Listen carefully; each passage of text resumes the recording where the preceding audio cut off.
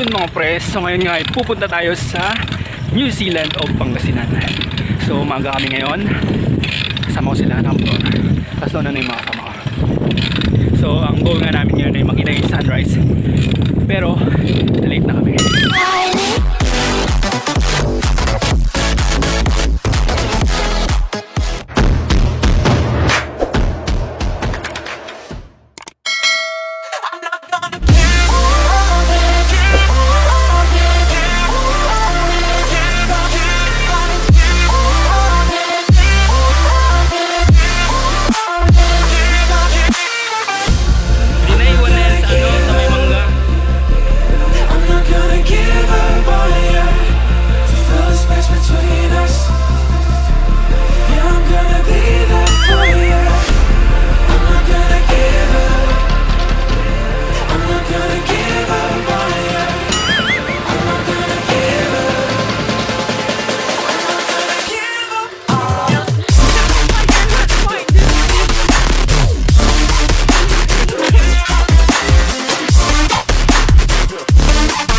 Nandito na nga tayo sa taas ulit ng New Zealand o Pangasinan.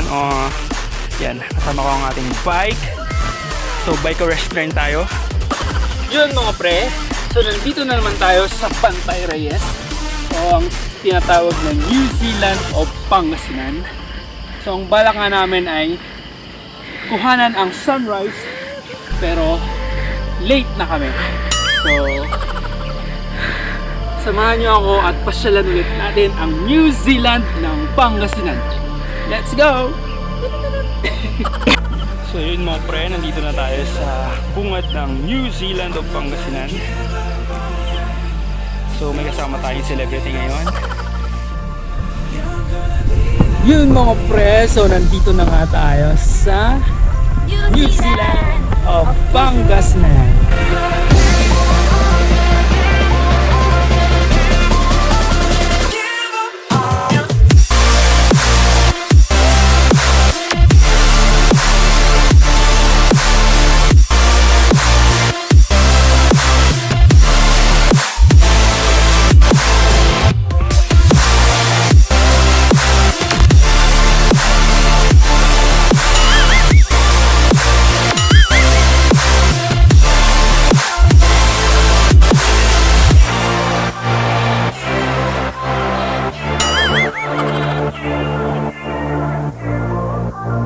Nandito na naman tayo kasi nga ang balak namin ay kunan yung sunrise, pero nanghali ng gising kaya hindi namin nabutan.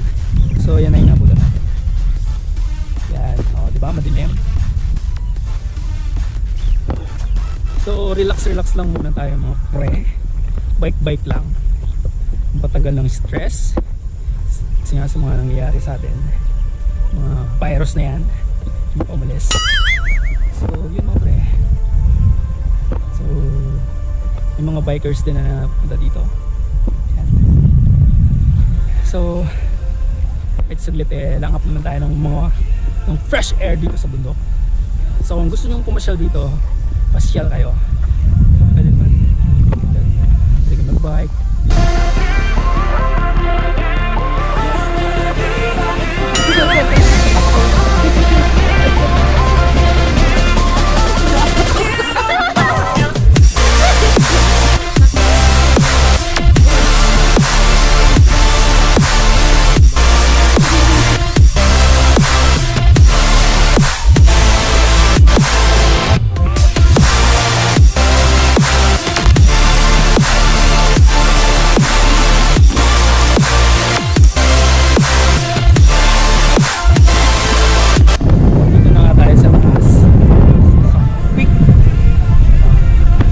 Nga ba tinawag na Pantai Reyes to? Sasagutin niya ng may-ari. Dito ba yung may-ari?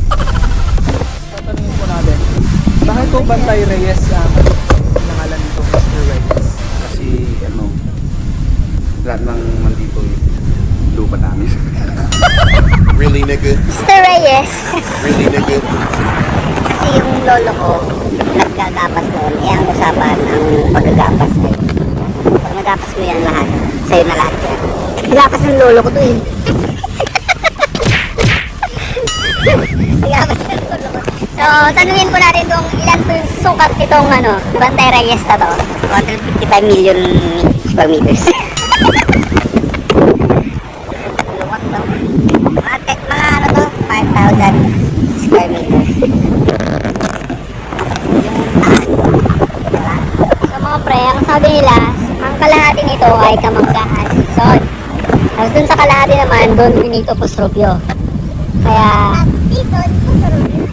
nahati yung lupa. Kasi nung nahati yan, nakita mo yan, i-video mo yan. Ayan, yan, Don Benito dito season. Kaya nahati yan. Ah. So nasagot na po ang ating mga katanungan. Ikaw ng earthquake, tapos siya nagkaroon ng linya. Dati talaga po yan. Dati po yan.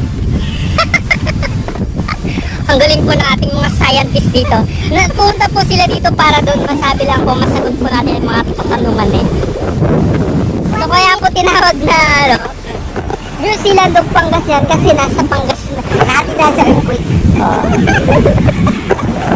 Anong year po yung earthquake? 1990 earthquake. Ang pangalan tawag doon, the Big Quake. Manila fault line.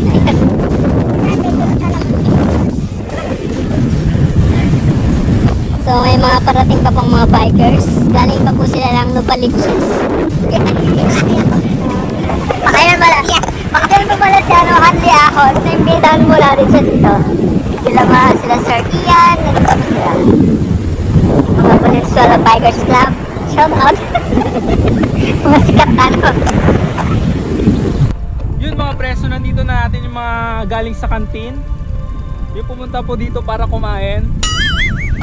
Mga canteen girls. Bali pumunta po sila dito para mag-fishball, mag-sopas, magkape, mag-kikiam. Lalo na po ito.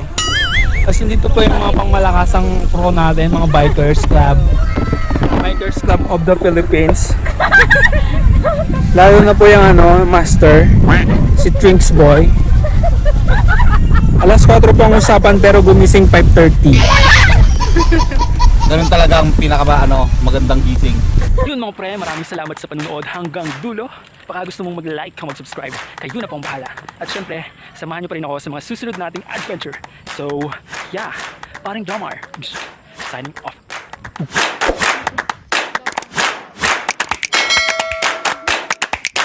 Yun mga pre, samahan natin ang celebrities